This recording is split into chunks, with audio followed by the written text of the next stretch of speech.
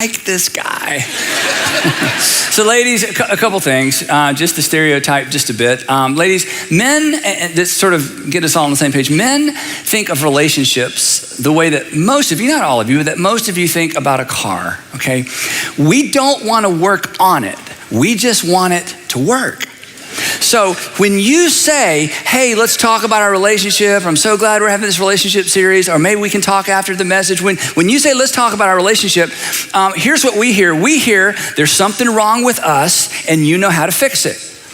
And we remember when we were little boys, our dads disappeared with our pets to go get them fixed. And then they brought them back and they had a big plastic cone over their head. And so we don't really want to be fixed. That just conjures up all kinds of horrible memories. Ladies, when you say, let's talk about it, or let's work on it, let's talk about the relationship, it reminds me of sometimes when Sandra and I are driving somewhere and I'm driving and I hear a noise in my truck and I'm like, I turn down the radio. I'm like, do you hear that rattle, that knock? She's like, no. I'm going, listen real carefully. And she's trying. I'm like, there it is. Next thing you know, she's driving and I'm in the back seat trying to find, what's wrong, that rattle, that noise in the back of the truck. And she's like, good grief, can we just not turn up the radio, Or maybe, ladies, your situation, if you're married, you look out and your husband's got the hood up and he's looking under the hood, or you got in the garage, he's got the hood up and you're thinking, he doesn't even know anything about cars. Or you drive over to see your boyfriend and instead of in his apartment, he's out in the parking lot and the hood's up and you say, is something wrong with your car? And he says, no, I'm just checking. I'm just kind of looking around, just checking.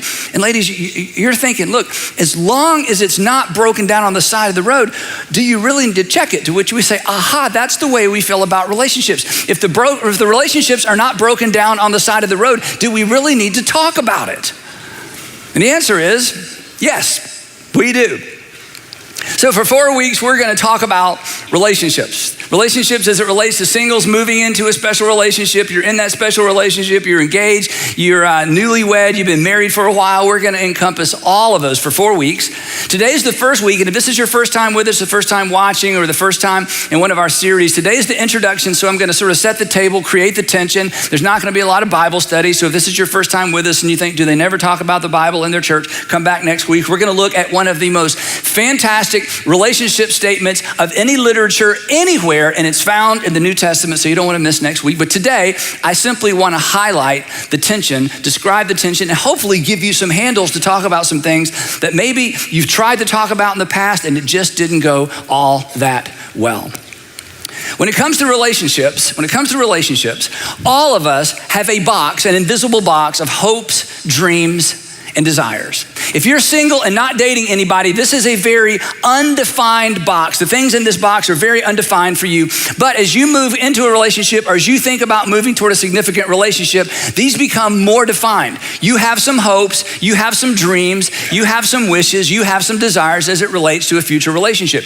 If you're engaged, hopefully you've already talked about what is in your box, and you've heard from your fiance what's in their box. If you're married, you should definitely know what's in your spouse's box. And some of you do, and some of you don't, which is part of the problem. But we all have hopes, dreams, and desires. When we think about the future, we all have some hopes, dreams, and desires as it relates to this stuff right here. Money, we're gonna have a lot of money, or we don't need a lot of money, or love will keep us alive. We have double income, but I'm gonna save all of mine. Or we're gonna have a single income. I'm gonna be a stay-at-home mom. I'm gonna be a stay-at-home dad. Maybe we'll just have so much money we can both just stay at home. We're gonna have a budget. We're not gonna have a budget. A budget sounds like allowance. I don't want to start getting allowance again. So you have all these ideas, but you have some expectations. You have some hopes and dreams as it relates to your financial future. When Sandra and I got married, she had this little saying, and I didn't catch on for a long time. And she would say this thing, and really years in, it finally dawned on me, wait a minute, that doesn't even make any sense. She would say this. She would say, well, what's mine is mine, and what's yours is mine. And I think because I showed up in the equation, I fell for it. I'm like, well, we're both in there. But But wait a minute. So you have some ideas, you have some hopes, you have some dreams, you have some wishes. You have some ideas about if you get together and if you fall in love and get married someday, somehow all the chores are going to get done. And you think about how it happened in the family or family of origin, or you think about the way that should happen or the way you dream about that happen. You're going to live in some sort of thing. You're going to rent, you're going to lease, you're going to purchase. You're going to keep driving the sports car forever. Maybe you'll talk him or talk her into trading her sports car for something, more practical. You probably, when you think about your future, you want to have a child. If you're an only child, you're thinking, I don't want to have an only child. I want to have some children. But if I have two girls, we're going to keep going until we get a boy. And why not just have a basketball team? So you've got some hopes and dreams as it relates to those things, right? You got a mental picture of what scheduling, in a relationship is going to be like, how we spend our discretionary time, our free time. I get to spend time with my friends. You spend time with your friends. No, we spend all of our time together. No, I don't want you to meet my friends. I mean, there's hopes and dreams and expectations as it relates to time. And then there's hopes and dreams as it relates to the calendar. And this was a big discussion for us too, because Sandra, she was so fair. She said, I only want 3 holidays and your family can have all the rest. She said, our family will spend Thanksgiving and Christmas and Easter with my family. And you get Halloween, Groundhog Day, and she gave our family Festival of the Souls. She was so generous. And something about that she was 16th Choctaw Indian or something, how that was special. And I realized that's like a Japanese thing that has something to do with emperor worship. But anyway, but you sort of have a picture of how all of that's, this is how it's all going to work out. This is how, we're going to kind of live the dream. And then, there's travel. We'll travel a lot. We're going to travel all around the world. No, we're going to keep it in the United States. There's enough to see here. Maybe we just stay in the state of Georgia. No, we're going to travel all over. There's, hopes and dreams as it relates to that. And this is, every guy has some idea of what he hopes and dreams that his wife will not wear to bed. And she's thinking, but he just wants me to be comfortable. He doesn't care. He accepts me just the way I am. He's going to accept me just the way I am, that those sorts of things won't even matter. And then of course there's conflict resolution, because you've got to resolve conflict in a marriage or in a relationship. Initially there's conflict in just about every relationship. And so the expectation is, or the thought is, well, we'll just talk it all out, get everything out on the table and just be completely honest. I mean, we'll just be extremely honest with each other so we can work through things. And maybe somebody else is thinking, no, that's how you hurt people's feelings. You don't say everything that's true. You just make sure that what you say is true. One person says, will you raise your voice? I grew up in a family where we raised our voice, we yelled and screamed, but we got it all out and we were all good at the end. No, we don't raise our voices, because raising our voices is insensitive. So we're just gonna, that's not how we're gonna resolve conflict. And then some guys are thinking, conflict resolution? I kind of thought that's what sex was for. Then there's this big one that I don't even have something to illustrate it. And that's basically, how are we going to treat each other? How am I going to behave toward him? How is she going to behave toward me? How am I going to behave when? What do I expect? My husband or my fiance, my girlfriend, she's never gonna use this term. She's never gonna threaten. I mean, there's just an expectation. You may have never defined it. In fact, I think most people don't. But you have a pretty clear expectation about how you will be treated in this very, very significant relationship. If she loves me, he would never. If he loves me, he'll never. Now, there are several things that impact what we put in our hopes, dreams, and desires box. And we all have a box. There are several things that impact that. One of the things that impact that is what we've seen and what we've heard. What you've seen maybe in other relationships, what you've seen modeled, what you saw with the folks next door, what you've read, what you've seen in culture. But primarily, the thing that impacts what we put in our box is really what we've experienced. And for many of us, it's what we experienced in the home we grew up in. That our hopes and our dreams and our desires, and this is such a big deal, and it's complicated and it's emotional, but most of our hopes, dreams, and desires are a response to what we grew up in and what we grew up around. We are either trying to avoid something or we're trying to recreate something. We're trying to avoid something that, oh my gosh, my relationship's not gonna be like that. I'm not gonna be like my dad. I'm not gonna be like my mom. We're not gonna have that kind of relationship. We either put in our box things that help us avoid something, or you grew up in a situation where it's like, wow, that's exactly what I want. And maybe it wasn't your parents. Maybe your older brother or sister has like a fabulous relationship and you're like, that's the kind of relationship I wanna have. I'm not simply trying to avoid something. I'm trying to repeat something. I'm trying to recreate something. But even in those situations where we are trying to recreate something great, even in those ideal situations where we're trying to recreate something that's healthy, that's worth recreating, in the middle of all of this is me. Because these are my hopes, and these are my dreams, and these are my desires. And at some point in the relationship, and we don't even know when this is happening. This is why I just sort of want to put some visuals with this so we can think about it in sort of concrete, tangible ways. At some point in the relationship, while you're dating, once you get engaged, maybe at the altar, maybe a month after you're married, maybe a year after you're married, at some point along the way, we can't help ourselves. We essentially take our box of hopes, dreams, and desires and we say, here, make them come true. Make them come true. This is what I always dreamed it would be like. This is what I hoped it would be like. The reason I pursued you, the reason I asked you out, the reason I said yes when you asked me out, the reason I asked you to marry me, the reason I said yes when you asked me to marry, the reason that I walked down the aisle with you is because in my mind, this is what the future looks like. And I need you to come through for me. But the challenge is, and the problem is, and the tension comes, when we hand somebody our box of hopes, dreams, and desires, it doesn't feel like hopes, dreams, and desires to them, does it? To them, it feels like expectations. To them, it feels like a weight. To them, it feels like the bar has been raised. To them, it feels like a homework assignment. To them, it feels like a responsibility. To them, it feels like if they don't come through, you might be disappointed with them. Expectations are simply this: a strong desire, or a strong belief rather, that something will happen. Now, it may not happen in the first month, may not happen in the first year, but one day we'll get there, aren't we, honey? We will get there one day, won't we? The strong belief that something will happen or that it will be the case in the future. I mean, it's not our dream home, but we're working toward that. I mean, he hasn't gotten rid of that yet, but he will. She hasn't changed her mind yet, but she will. We haven't gotten there yet, but we will. Won't we? Won't we? Won't we? It's the strong belief that something will happen or will be the case in the future. But the problem is this, and you're smart enough to know this. I'm just putting words around things perhaps you've thought and perhaps have felt. That attempting to recreate or avoid something from the past. Anytime we attempt to recreate or avoid something from the past, it transforms hopes, dreams, and desires into expectations.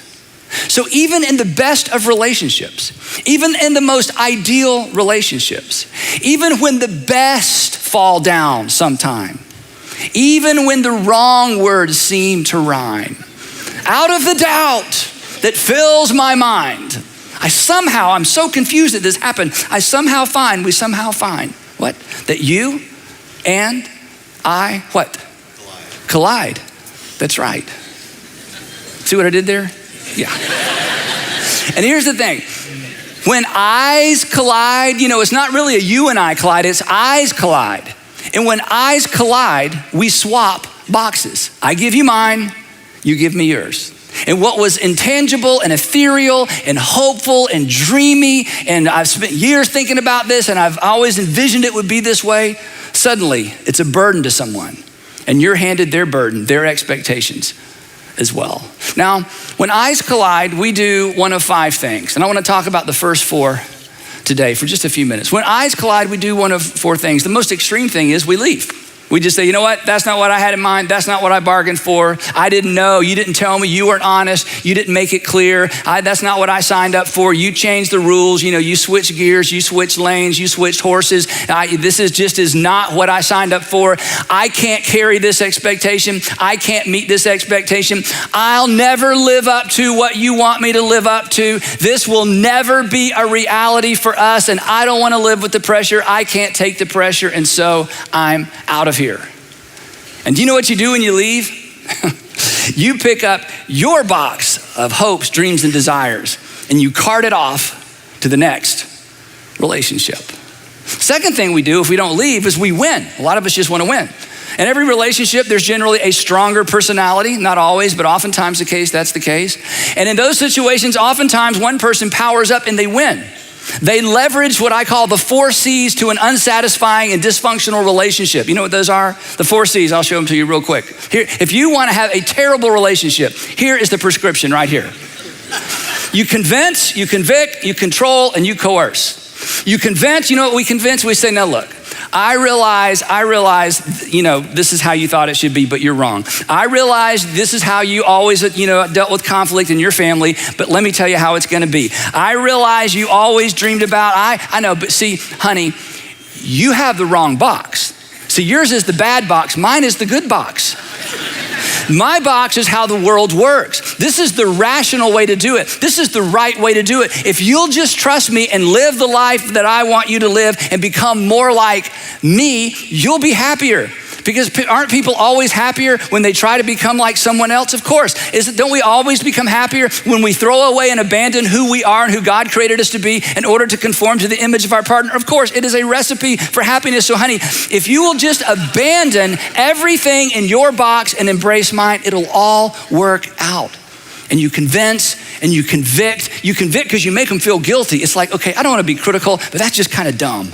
Okay, I don't want to be critical, but did that work out for your parents? No, so we're not going to do it that way. I don't want to, judge you or judge your family, but they're a wreck. So no, we're not going to do it that way. And we control and we coerce. And at the end of the day, here's the interesting thing: the winner is happy. The winner's happy. In fact, they're always grinning. Life is great. They're living out their dream and they've got somebody to help them live out their dream, and they can't quite figure out what's wrong with her and what's wrong with him, but he's coming along. He's doing a lot better. Just pray, because I'm happy because, we got 2 people working out of my box, right? And they ultimately and eventually conform to the image of your box, which of course, this is the correct box. This is the right way to do things. So the third response is just the flip side to the person, or the opposite to the person who wins. The third response is we're the conformer. We become somebody we're not to compensate for somebody who won't love us. We become somebody we're not to compensate for someone who will not accept us as we are. We abandon who we are in order to embrace what makes another person happy, regardless of whether or not it works for us and works with us. We just basically conform. And conforming works for a while. It really works for the person who won, but it works for the person who conformed as well, because the temperature goes down in the relationship. The tension goes down in the relationship. As long as she's happy, I'll just deal with it. As long as he's happy, I'll just deal with it. It's not my dream. It's not my hope. It's not what I'd wish for. It's not what I'd expected. But you know what? If he's happy, if she's happy, I'll just deal with it. But at the end of the day, when somebody in a relationship is simply giving up who they are to become somebody that they're not, at the end of the day, they lose respect for their partner, and their partner loses respect for them. And then the fourth response is the most common response. We just compromise. In fact, I think for many people, they think this is the goal. That this is the win. This is how you stay married. You just compromise. And perhaps you saw this with your parents. Your parents weren't unhappy. They weren't real happy. They just got along. They just worked it out. Or maybe you've even said, my parents, they just kind of figured it out. Because in the compromise marriage, I'm gonna do my part and you do your part, and I'm gonna keep an eye on you to make sure you do your part, and I know you're watching me to make sure I do my part. When in a compromise marriage, there's scorekeeping. Everybody's keeping score. Everybody's keeping record. It's a bit contractual. We agree. This year was my year with my family. Next year's your year with your. Don't even bring up next year, because we've already decided. I don't care what's happening. I know your father's sick. That's tough. But it's my. Just kidding. We're gonna be with my family no matter what, because we already decided. We've already worked this out. In this kind of relationship, whether it's a dating relationship, an engaged relationship, marriage relationship, there's low trust. In fact, the trust continues to get lower and lower and lower. And where there's low trust, there's low intimacy. And here's why. You cannot be actually intimate with anyone you're not willing to fully give yourself to, and you will not fully give yourself to someone you don't completely trust. In fact, you can't give yourself fully to someone you don't completely trust. If you're single and you want to know the secret to great sex in marriage, it has nothing to do with sex. It has nothing to do with anything physical. It has everything to do with intimacy. And intimacy is tied to trust. And in a relationship that's characterized by any of these things, and maybe perhaps especially to this one, something begins to happen. I mean, it's still physical, but it's not amazing. It's not intimacy, because everybody is a little bit on guard lest they be taken advantage of. And it's ultimately very unfulfilling. It'll work. You can go the distance. You can end your life together. But there's a better way. And the other thing about compromise is this, and this is a subtle thing. At the end of the day, a compromised relationship is fueled by a commitment to the wrong thing. And this sounds bad when I say it, but we'll talk about it. It's actually fueled by a commitment to the relationship. In fact, you may have said this before. You've heard someone say this before. You've heard somebody say, I'm committed to my marriage. I'm committed to my marriage. And this sounds good, but nobody marries a marriage. I'm committed to my marriage. I married a marriage and I'm committed to my marriage. Sounds good, but nobody marries a marriage. Nobody dates a relationship. Nobody is engaged to a relationship. There is another name in the equation. And I'll tell you, the first time I bumped into this, we had not been married for very long. Sandra and I had not been married for very long. We were with a couple and they were older than us and they were doing good, it was all right. We're kind of getting along and, they kept saying, marriage is hard, marriage is this and marriage is that. I'm like, ours isn't fun right now. You're ruining it. Is this what we have to look forward to? Thank you for sharing, And at some point in the conversation, one of them talked about being committed to their marriage. We got in the car and we were driving home. I said, this was years ago, and I'm sure I did not say this near as eloquently as I'm going to try to say it now, because, early on in marriage, you kind of say the right things the wrong way, and the wrong things sometimes come out the right way, and you get more credit than you deserve. And I think this was one of those conversations. And what I was trying to say to Sandra is this. I said, honey, I don't really want you to be committed to our marriage. I want you to be committed to me. And you know what? I don't want our relationship to devolve to the level to where I'm just committed to marriage. I mean, you could be anybody. I'm just committed to marriage. Just put anybody in the marriage. I'm committed to marriage. I hope you always feel like beyond being committed to marriage, I'm committed to you, the person. Because being committed to my marriage, or to say, I want my marriage to work, or I want my relationship to work, once again, who's in the middle of all that? It's me. It's about my marriage and my future and my reputation and my kids growing up with two parents in the home. It's all about me. And this is not a bad thing. In fact, if you only get this far and you finish together, that's good. I mean, being for marriage is better than being against marriage, right? And wanting your marriage to be a good marriage is certainly better than not wanting your marriage to be a good marriage, but there's something beyond that, because there is another face and there is another name. There is another person in the equation besides you. And at the end of the day, this will work, but it's not all that much fun and it's not all that fulfilling. So when eyes collide, we leave, we try to win, we conform, or perhaps we compromise. But when eyes collide, for sure, we loses. Now, as I said, there's another option. And the fifth option is what happy couples know. And we're gonna spend next week the entire time talking about that fifth option, which is a little frustrating, but we're gonna get to it next week. And it's so powerful and it's so wonderful and it's so amazing. We're gonna spend the entire time on it. But for the next few minutes, I wanna frame the problem in a way that'll help you and help us understand exactly where we're headed for the next few weeks. Because I would imagine nothing I've said thus far is unique, or you've never heard it before. Maybe I've just put some different terms on a dynamic that you're experiencing now, or that you don't want to experience in the future, or maybe you experienced in a previous relationship and it's like, oh my gosh, that's exactly what was going on. I just didn't have the visual aids to illustrate it.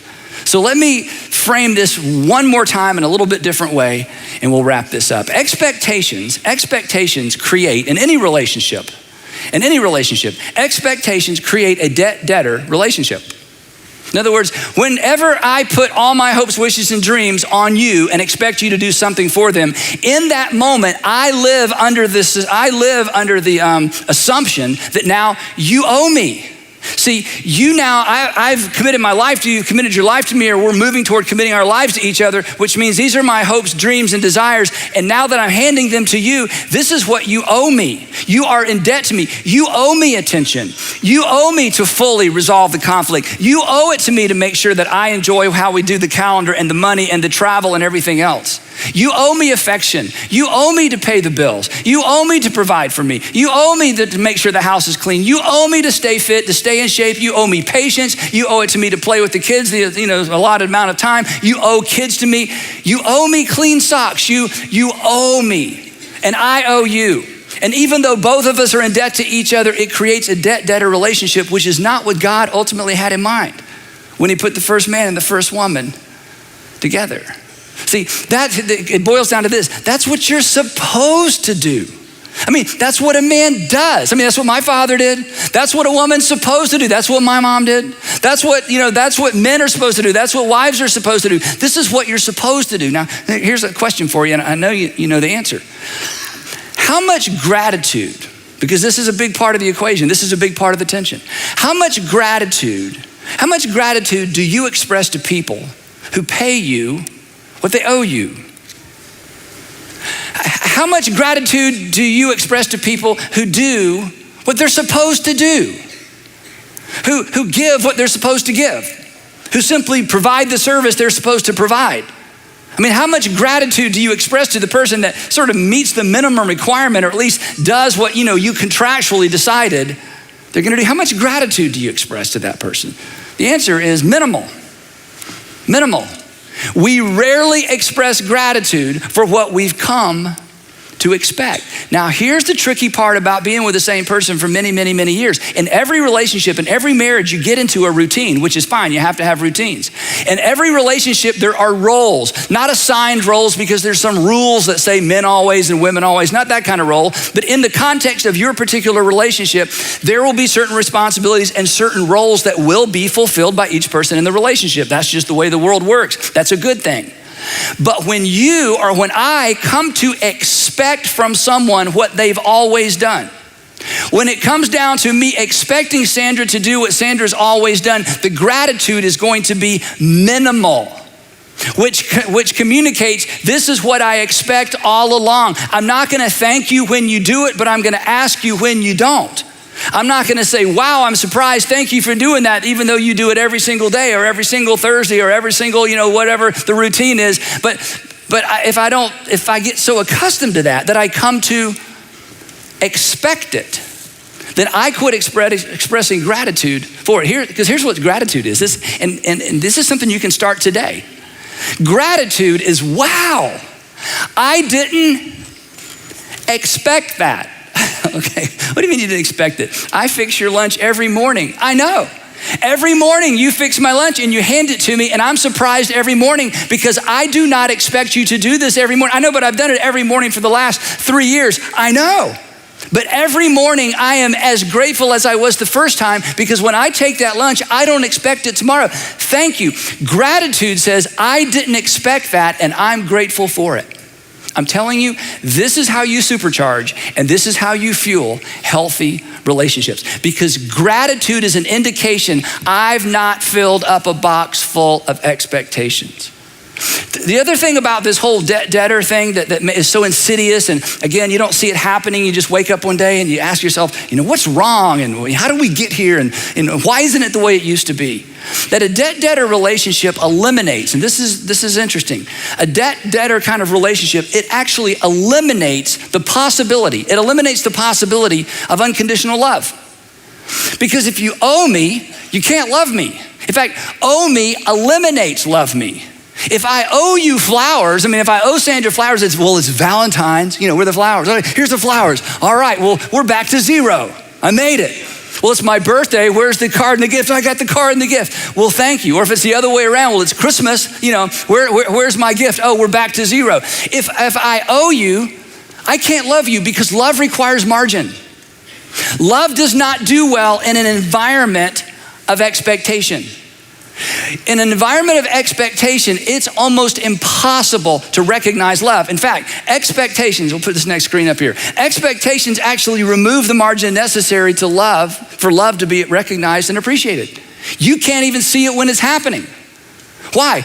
Because it's what I expected. It's what I'm accustomed to. It's what I'm used to. She always does. He always does. My father always did. My mother always did. It's what women are supposed to do. It's what men are supposed to do. It's what couples are supposed to do. It's a supposed to do thing. And he's meeting the expectation. She's meeting the requirement. So why would I be overwhelmed with gratitude? And you've eliminated, this is a powerful thought, you've eliminated the potential for love to even be recognized or expressed. And this is why a box full of expectations undermines intimacy in a relationship, because this feels like pressure every single day of the week. If I meet your expectations, we're back to even, but I can't ever do enough to make you feel like I love you. And in fact, it doesn't feel like I ever do enough, because there's always something more you're expecting. That's no way to live. And the good news is, you don't have to live that way. And you know how I know? Because I know happy couples. And I know something happy couples know. And I'm gonna tell you next week. So, here's the question, okay? Couple of questions, all right? Put all these back over here where they belong. Here's the question. What should we do? What should we do with our hopes, dreams, and our desires? What should we do with them? I mean, do we just pretend? I never wanted children. I don't care how we spend our time. I have no vision at all. We don't even have to live indoors. It doesn't matter to me. It's okay if we never leave the city limits. I don't care what I drive. I'll do all the work. Who needs money? Love will keep us alive. We don't need any of that. I mean, what do you do with all of this? Ignore them? No. Deny them? No. For some of you, you've spent years filling up this box. And you know what? Much of what is in this box are good things. In fact, it's probably all good things. In fact, some of these things stem from the fact that you bear the image of God. But what do we do with this? Just feel guilty about it? Pretend, hide, ignore, lie? The short answer is, you keep them in this box. Which leads to the next question. How do you do that? How do I keep this stuff here and not put it over there and hand it to the person that I want to spend the rest of my life with? How do I keep these things in the box? And the short answer to that question is the correct answer to this next question. And this next question will bother you. And it'll bother you because you know the answer to this question. This is something that happy people know. This is not intuitive. This may make you run for the hills. But this is a game-changing idea, and I certainly didn't originate it. The best way to keep hopes, dreams, and desires in the hopes, dreams, and desires box and out of the expectation box is to ask this question. What do they owe you? What do they owe you? What do they owe you? And happy couples know that the answer to this question is nothing. Happy couples know that they owe each other everything, but are not owed anything in return, which doesn't make any sense. So I'm going to say it again. Happy couples know that they owe each other everything, but they're not owed anything in return. It doesn't make any sense. But let me tell you about the happiest couples you know. There's something about them that doesn't make any sense. It's true. They go through hard times and they're happy. It doesn't make any sense. They're not like fabulous, incredible, talented, rich people, and they're just happy, and that doesn't make any sense. And some of them have a lot of kids, and some of them weren't able to have kids, and they're happy, and it doesn't make any sense. There's something about extraordinarily happy couples that's always a mystery, and I'm telling you what part of the mystery is.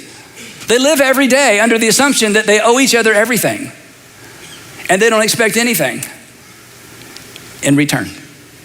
Now, Christians, and I think many happy couples leverage a very, very Christian principle, but happy Christian couples, they take their cue from Jesus' one all-encompassing command. When Jesus was at the end of his ministry years, he got his guys together and he said, now look, when we started off together, there were 630 something Jewish commands. I reduced them down to 2. Now, right before I go, I'm gonna reduce them down to 1. So John, write this down, because you're only gonna have to remember one thing. You ready, John? Here we go. Here's what he said.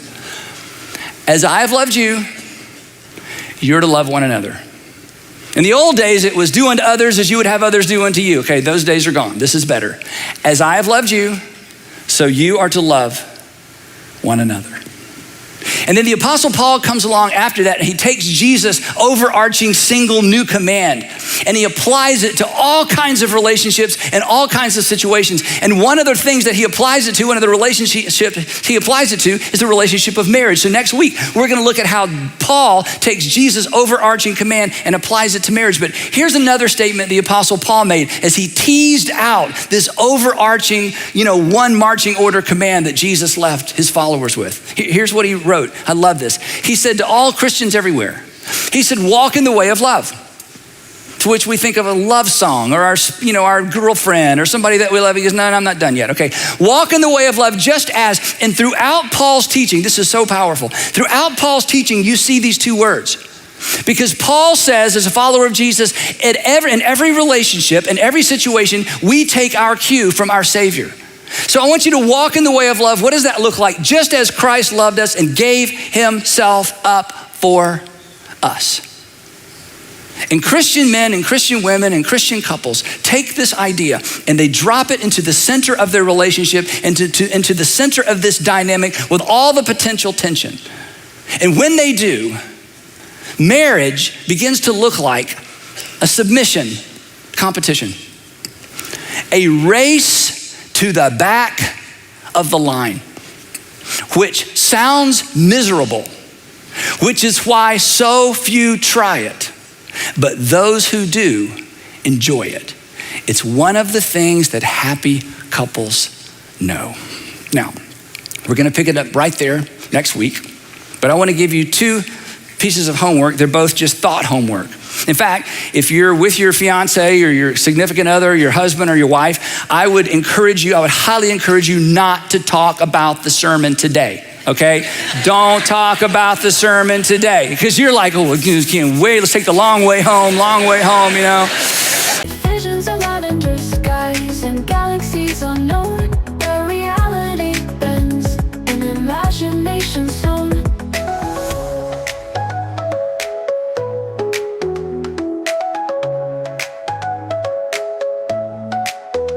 Lavender sky, open but wide, pull me into your hazy tide, where gravity sleeps and we're free to fly, lost in a dream beneath the lavender sky.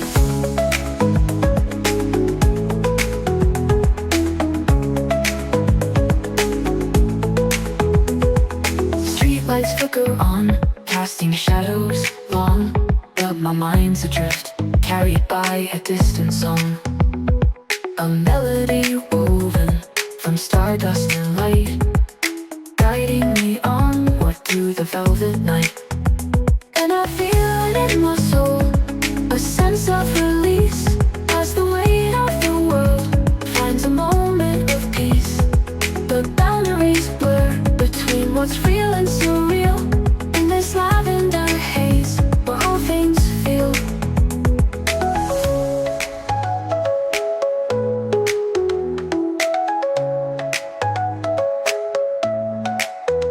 Lavender sky, open and wide, pull me into your hazy tide, where gravity sleeps and we're free to fly, lost in a dream beneath the lavender sky.